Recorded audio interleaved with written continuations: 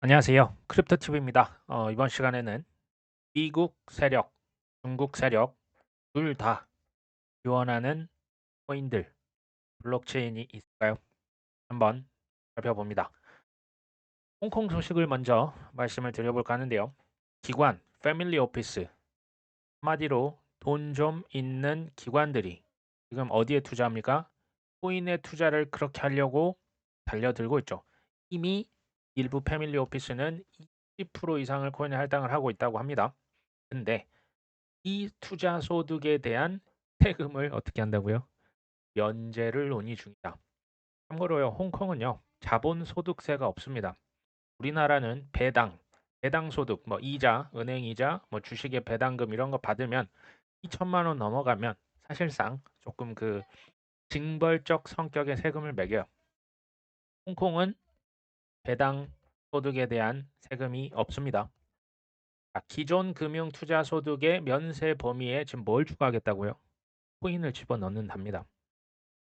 2주 동안 협의를 진행 중이다. 우리는 6개월이라도 좋으니까 제대로 된 결론이 나왔으면 좋겠어요. 어찌됐건 여기에서 홍콩의 일부 패밀리 오피스는 투자 포트폴리오의 10%를 코인에 할당을 하고 있기 때문에 이렇게 되면 어떻게 될 것이냐. 홍콩이 금융 및 암호화폐 허브의 입지를 구축하는 데 도움이 될 것으로 추정이 됩니다.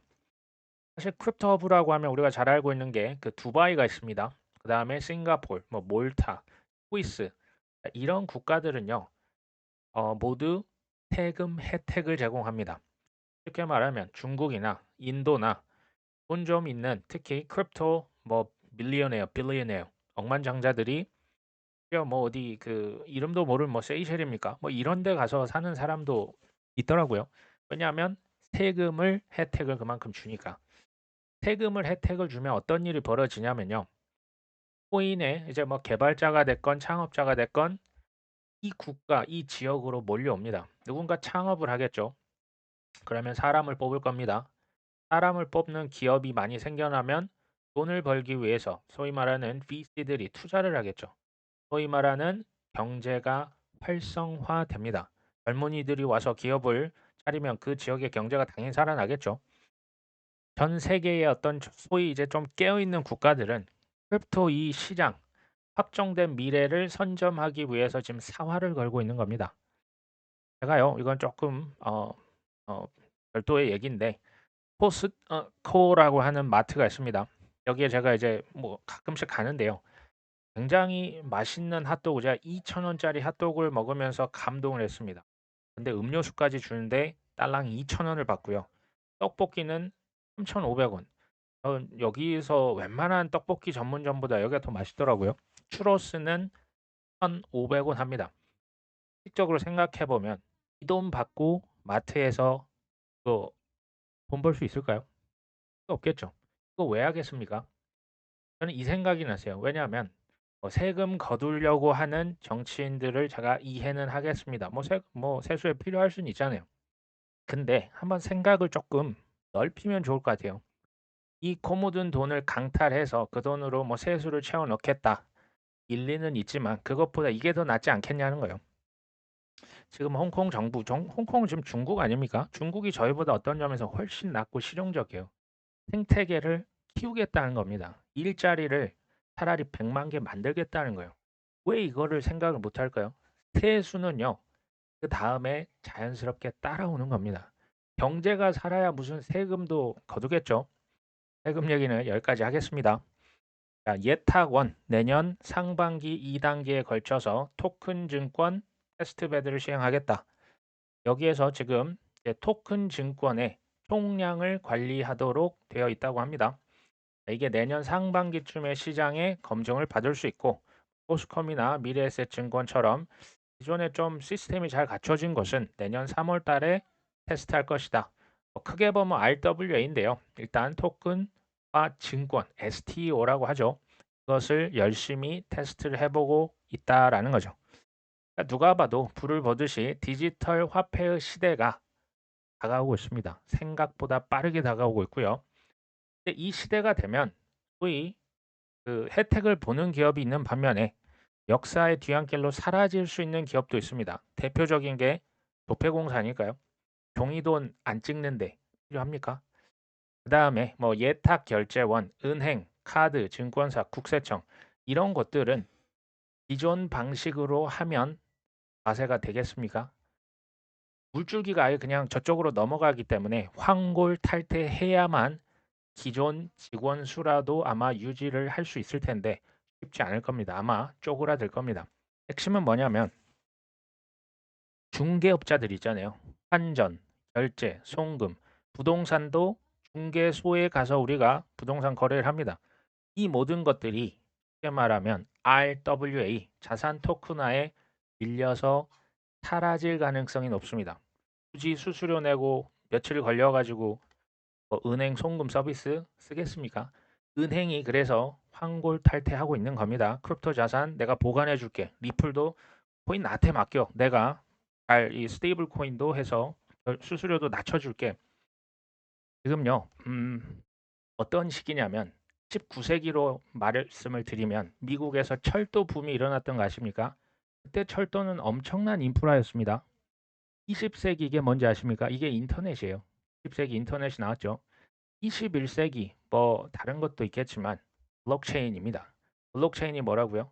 신규 유망한 확정된 미래인 인프라죠. 이게 당연히 커지는 겁니다. 특히 스테이블 코인 굉장히 커질 것으로 예상이 되는데요. 대표적인 게 테더와 USDC가 있죠. 이 스테이블 코인이 왔다 갔다 하는 게 꼭 자동차가 고속도로 왔다 갔다 하는 것과 비슷해서 제가 고속도로에 비유를 한 적이 있습니다. 어찌됐건 네트워크, 망을 의미합니다. 스테이블 코인의 망을 더 많이 쓰겠습니까? 적게 쓰겠습니까? 폭발적으로 증가하는 거예요. 그렇다고 해서 높은 활용도가 반드시 코인 가격의 급상승을 의미하지는 않습니다. 다만 확률적으로 네트워크의 가치가 올라가면 코인 가격도 올라갈 가능성이 높습니다. 무조건은 아니란 얘기입니다. 제가 이 도표를 계속 보여드린 바가 있습니다. 블랙럭의 15차선 고속도로다 말씀을 드렸는데 최근에 16차선 몇 개입니까? 17차선입니까? 어찌됐건 블랙럭이 서클을 투자를 뭐 5천억 넘게 해놨잖아요. USDC를 발행합니다. 스테이블 코인이 어디 위해서 지원이 된다? 알고랜드 있습니다. 알고랜드 뭐 예전에 코인 가격 낮다고 욕하셨던 분이 갑자기 생각나네요. 알고랜드, 아비트럼, 아발란체, 베이스. 베이스는 코인베이스의 베이스. 이더리움 라이어 2지만 코인은 없습니다. 셀로, 이더리움, 헤데라, 이어, 코스모스입니다. 노블은 옵티미즘, 폴카닷, 폴리곤, 솔라나, 셀라, 위, ZK-싱크까지. 이게 이제 USDC를 지원하는 블록체인이고요. 테더를 지원하는 테더가 사실 세계 1위입니다. 중국계 그 스테이블 코인이죠. 이 지원하는 블록체인은 이더리움, 텔레그램의 톤, 아발란체, 솔라나, 트론, 셀로, 폴카닷, 코스모스, 테조스, 이어, 비트코인 캐시, 앱토스가 최근에 추가가 됐습니다. 둘 다 지원하는 블록체인이 제 눈에 팍 들어옵니다. 혹시 들어오십니까? 이더리움, 솔라나, 아발란체, 이어 프로토콜. 여기가 레이어 1입니다. 레이어 2는 셀로가 들어가 있네요. 레이어 제로라고 할 수 있는 것은 폴카닷과 코스모스가 들어갑니다.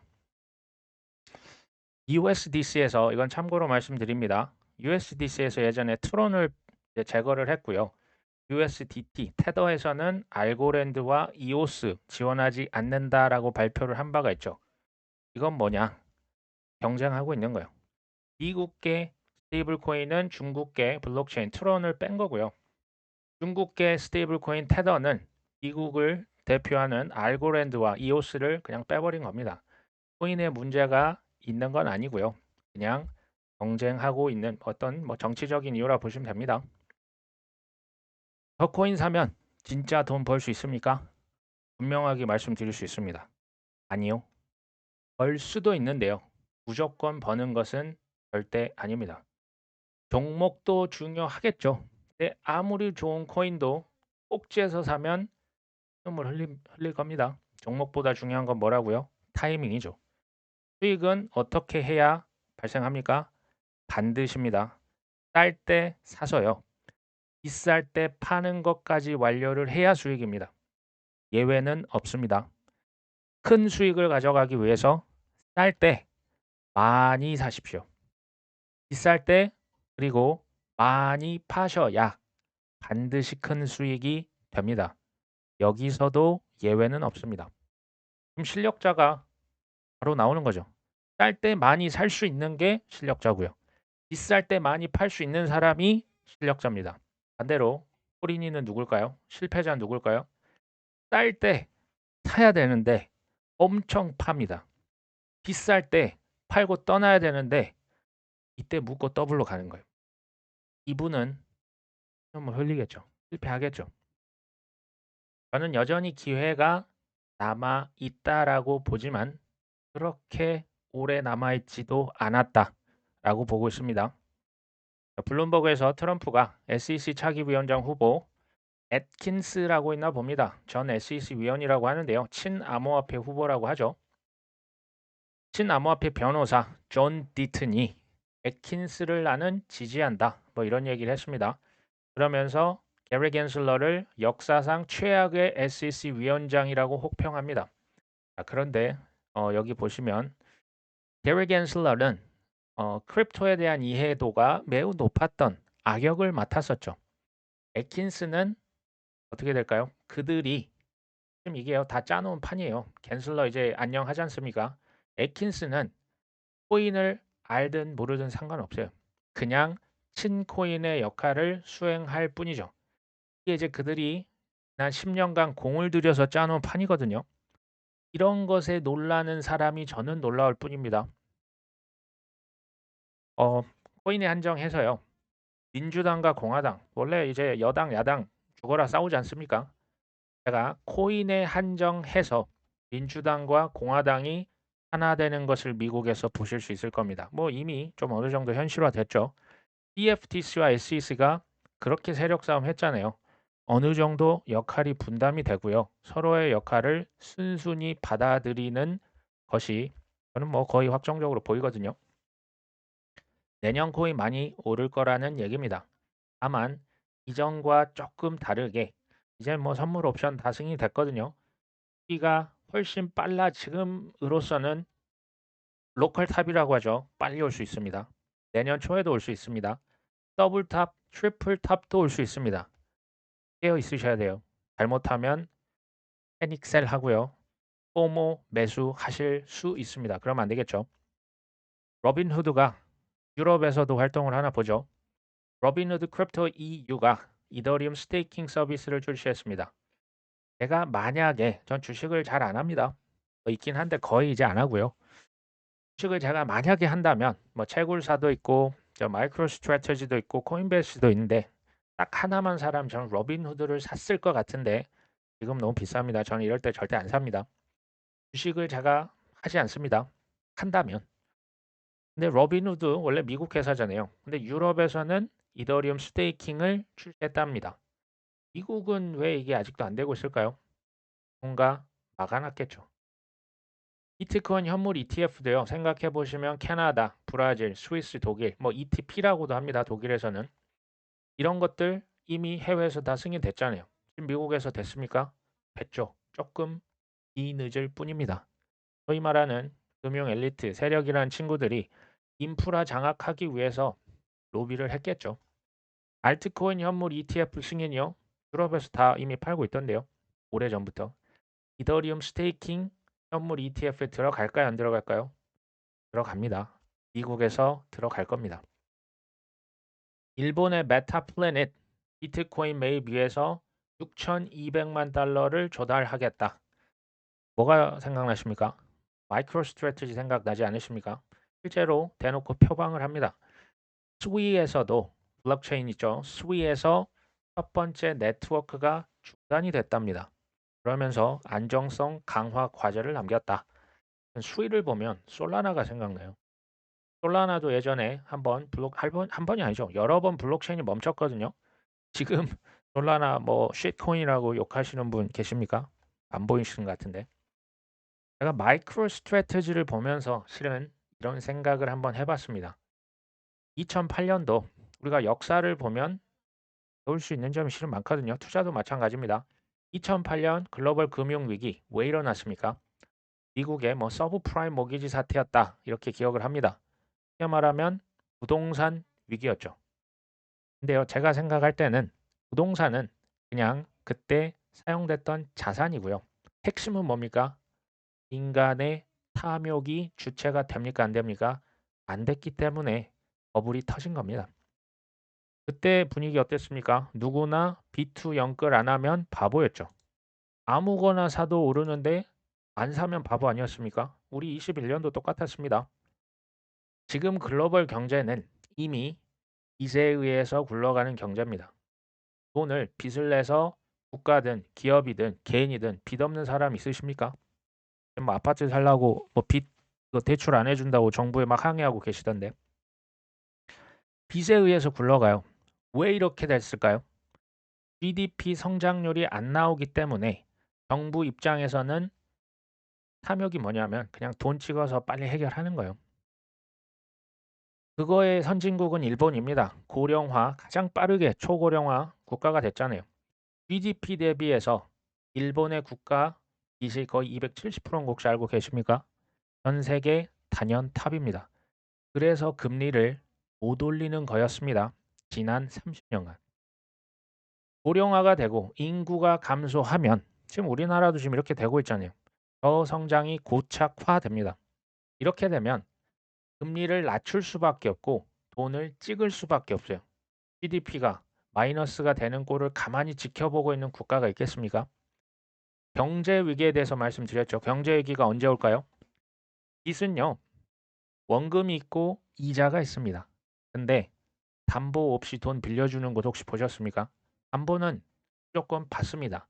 근데 그 빚에 대한 이자도 못 갚는 형편이 되면 어떻게 하는지 아십니까?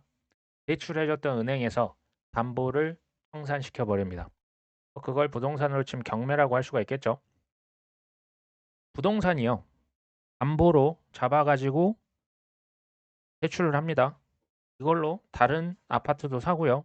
소비도 마음껏 하는 거죠. 가격은 계속 오르네요. 그러면 더 많은 돈을 빌려서 더 많이 투자하고 더 많이 소비합니다. 이게 미국에서 2000년대 초반에 있었던 일이거든요. 천국이죠. 세상 부러울 게 없죠. 근데 조금 시간이 지나면 하나 둘씩 현실을 자각하기 시작합니다. 자신의 능력 대비해서 수배에서 심지어 수십 배까지도 빚을 집니다. 대출하는 은행에서도요. 대출을 하면 그게 실적이거든요. 탐욕에 다 같이 눈이 머는 건 개인이든 기업이든 국가든 똑같은 겁니다. 근데 갑자기 은행 지점장이 물어보는 거예요. 우리 이거 대출 이제 바닥 났는데? 그리고 이거 대출을 너무 많이 한 거 아니야? 이제 소위 말 지급 준비금도 있어야 되는데 사람들이 와서 계속 부동산 올라가니까 돈 더 달라고 하는 거예요. 근데 이제 또 누가 이제 찾아와서 돈 좀 더 내놓으라고 하니까 은행이 갑자기 얘기하는 거죠. 이제 대출 차단시켜. 그만해. 그리고 기존에 있는 빚부터 갚으세요 하고 압박하기 시작합니다. 누가 봐도 너무 거품이 꼈다. 위기감이 순간 이게 바뀌는 거예요. 갑자기 빚 상환을 압박하면요. 뭐 빚을 어떻게 갚겠습니까? 그 담보 대출한 거면 그럼 담보를 팔아야겠죠. 그것을 어느 순간 집단적으로 나섭니다. 이 군중 심리죠. 올라갈 때는 다 같이 행복한데요. 떨어질 때도 다 같이 우르르 몰려갑니다. 문제는 뭡니까? 사주는 사람이 없는 거예요. 은행에서 이제 뭐라고 합니까? 대출자 이거 보니까 상환 능력이 없네. 경매로 넘겨. 그래서 바로 담보를 청산시키는 거죠. 그때가 97년도 IMF 불이 아닙니까? 이때 기업 부채가 어마어마했었죠. 2001년도 닷컴 버블, 2008년도 서브프라임 모기지 사태, 코인도 2017년 코인 방풍. 그러니까 이 말을 반대로 얘기하면요. 빚투 안 하면 피눈물을 안 난다는 얘기예요. 다 이거 빚 때문에 벌어진 겁니다. 가만히 생각해 보십시오. 2018년도 자살자, 가족 일가족이 투신했다. 이거 기사 기억 안 나십니까? 사산자 엄청났거든요. 다큐멘터리 지금도 있을 겁니다. 찾아보십시오. 문제는 부동산도 그렇고 비트코인도 상승만 계속 해주면 문제는 발생하지 않습니다. 근데 그럴까요? 사이클 그렇게 많은 돈을 찍어서 펌핑을 시키는데 팽창이 있으면 있죠. 이게 주기입니다. 이게 사이클이에요. 그러면 일어나지 않기를 바라지만 2025년 큰 상승 이후에 엄청난 비투자들이 26년도에 파산자가 폭증할 겁니다. 이게 어쩔 수가 없는 거예요. 우리 구독자분들 이렇게 하시지 않겠지만 누군가는 이런 것을 겪는다는 얘기예요. 코인 투자를 쉽게 보고 덤비면 죽는다라는 말을 제가 앞으로도 계속 할 겁니다. 경고의 사인으로 잘 받아들여 주시면 좋을 것 같습니다. 분석에서 FTX 유동성 갭이 2년 만에 회복됐다. 쉽게 말하면 이 미국 거래소에 돈이 엄청 들어왔다. 지금 이런 얘기입니다. 자산 가격에요. 가장 큰 영향을 미치는 것 한 가지만 골라라. 우리 구독자분 제가 얘기 드렸는데 혹시 기억나십니까? 금리일까요? 금리 내린다는데 아닙니다. 한 가지만 꼽으라면 유동성이에요. 돈 찍는 돈의 양입니다. 금리는요. 일치할 때도 있고 일치하지 않을 때도 있어요. 이건 보조 지표로 활용을 하셔야 됩니다. 오히려 금리를 인하한다는 얘기는 경제가 안 좋다는 얘기고요. 금리를 인상해도 된다는 건 경제가 좋다는 의미인 경우가 오히려 더 많습니다. 내년에 왜 큰 상승이 그러면 예상되냐? 금리 인하도 하고 전 세계에서 돈도 찍기 때문에 그렇습니다. 유동성이 들어오면서 금리 인하가 동시에 벌어지는 게 내년입니다. 세계 정부들이요. 이거 왜 돈을 찍고 금리 인하할까요? 아까 말씀드렸죠. 정부도요. 안보가 청산되면 되겠습니까? 돈 찍을 때 뭐 찍습니까? 국채 찍죠. 국채를 누군가 사줘야 돼요. 안 산다니까요. 안 사. 뭐 미국은 그나마 이제 미국의 지금까지 100년 버틴 게 용한 거고요.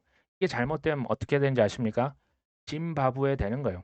아르헨티나 되는 겁니다. 누가 그 나라 국채 사줍니까? 그 나라 화폐 누가 사줍니까? 이게 청산을 된다는 얘기예요. 국민들이 가난해지는 거죠. 미국과 중국의 거래소, 사실 뭐 중국도 똑같아요. 유동성이 어마어마하게 늘었어요. 전체 경제는 이제 M1, M2 이게 머니 서플라이거든요. 화폐의 양인데 크립토에서는 USDC와 테더를 보면 바로 알 수 있는 거죠. 엄청 늘었어요. 제가 나중에 이거 보여드릴 거예요. 유동성에 가장 크게, 가장 빠르게, 가장 민감하게 반응하는 자산이 뭐다? 코인이다. 그래서 내년에 가장 높게, 가장 빠르게 오를 것이 코인이지만 유동성 빠지면 어떻게 될까요? 가장 저 밑바닥까지 추락하는 게 그래서 코인입니다. A16Z 안드레슨 호로위츠라고 있습니다. 자, 이 친구가 최근에 바이든 행정부 때 30명의 기술 기업 설립자의 은행 계좌 사용을 금지시켰다. 여기에는 경고도 없었고 설명도 없었고 완전한 통제가 있었다라고 이제 그 고발을 하는 거죠. 일론 머스크 테슬라 CEO도 이것을 공유했었고요. 브라이언 암스트롱 코인베이스 대표죠. 리포스트 했답니다. 그러면서 이 내용이 다 사실이다. 바이든 행정부에서 일어난 가장 비윤리적인 일 중 하나다. 이러한 조치는 누가 주도했다? 엘리자베스 워런 상원의원이 주도했을 것이다. 민주당이 이번 선거에서 패배한 주요 요인이다. 민주당이 질 거를 혹시 알고 있었던 건 아닐까요? 그건 모르겠습니다. 한국에서도 정권 교체됐던 거 뭐였습니까? 부동산 정책 실패 아닙니까? 미국은요. 코인 정책 실패랍니다. 감히 코인이 이제는 대통령을 바꿀 수 있는 영향력이 생겼네요. 미국에서 악역들을 담당했던 사람들, 지금 얘기했던 사람들입니다. 게리 겐슬러, 엘리자베스 워런, 민주당 의원, 조 바이든. 진짜 이 사람들일까요? 제가 봤을 때 이들은 모두 애초부터 얼굴 마담에 불과했습니다. 그럼 뒷단에서 쥐락펴락하는 사람이 따로 있다는 얘기일까요? 11월 달에 특히 이제 대선 끝나고요. USDC 스테이블 코인을 누군가 2천억씩, 3천억씩 계속 찍었습니다. 혹시 이거 달러 아닙니까? 디지털 달러인데 스테이블 코인. 기축 통화라고 하는 달러를 자기 마음대로 찍어낼 수 있는 사람이 실세 아닐까요? 미국은 로비가 뭡니까? 합법이죠. 합법이라고 해놓고 돈으로 끝장낼 수 있는 곳 아닙니까? 테더입니다. 테더가 11월 요 대선 끝나고 수직 상승을 했네요. 누군가 돈을 무려 18조 원을 찍어냈습니다. 보이십니까? 이 돈이 어디로 갔겠습니까? 코인으로 간 거예요. 특히 비트코인으로 간 겁니다. 원래 돈은 중앙은행에서 발행하는 거 아닙니까? 한국은 한국은행에서, 일본은 일본은행에서. 돈을 이 친구들 이렇게 찍어도 되는 겁니까? 중앙은행이 발행하는 게 맞습니다. 하지만 기축 통화는요, 역사적으로 힘 있는 자들이 발행해왔던 게 역사입니다. 전 세종대 교수 홍익희 교수님의 책들을 보시면 잘 나와 있습니다. 자, 애널리스트가 최근 비트코인 급등 이후 테더를 수십억 달러를 찍어낸 탓이다. 이 친구가 규제를 받지 않는 수상한 중국 업체 테더가 수십억 달러를 허공에서 인쇄, 부패한 거래소 네트워크에 유입을 시켰다. 역사상 뭐하고 있다고요? 최대 규모의 폰지 사기를 벌이고 있다. 필연적으로 무너질 것이고 수억 명이 피해를 입을 것이다. 사상 최대의 금융 재앙이 될 것이다. 조금 자극적입니다. 근데요, 테더를 비난하는 건 뭐 제가 많이 본 것 같아요. 뭐 월스트리트 저널부터 해서 뭐 누가 다 공격을 하는데 혹시 서클 USDC 발행하는 이 회사 비난하신 거 보신 분 계십니까? 누가 감히 블랙록한테 대항할 수 있을까요? 사실 똑같은 얘기입니다. 중국의 거대 세력이요. 테더를 발행하는 세력이고요. 바이낸스, 트론 이 뒤에 누군가 있는 거예요. 또 이제 세력 다툼 한다고 하죠. 세력이 다 같은 세력이 아닙니다. 미국에도요. 여기 중국에도요. 뭐 유럽에도 세력이 많이 있어요. 들끼리 세력 다툼 하는 거예요. 왜 미국에서 테더, 바이낸스, 트론을 그토록 죽이려고 하는지 이유를 이제는 아시겠죠? 중국계 세력의 하나를 추가해도 좋을 것 같습니다. 해시키 그룹이라고 있습니다. 홍콩에서 지금 합법적으로 코인 거래소를 운영하고 있는 곳 있죠. 그 뒤에 뭐 완샹 그룹이라고 해가지고요. 뒤에 있습니다. 분석이 있는데요. 비트코인 단기 바닥을 찍었다. 이제는 반등만 남았다. 코인 텔레그래프 그래도 나름 메이저 언론사거든요. 코인베이스 프리미엄이 올랐고요. 비트코인 현물 ETF 돈이 들어왔고 뭐 비트코인 잔고가 거래소에 얼마 없더라. 이런 얘기 있죠. 지피지기면 백전 불태다.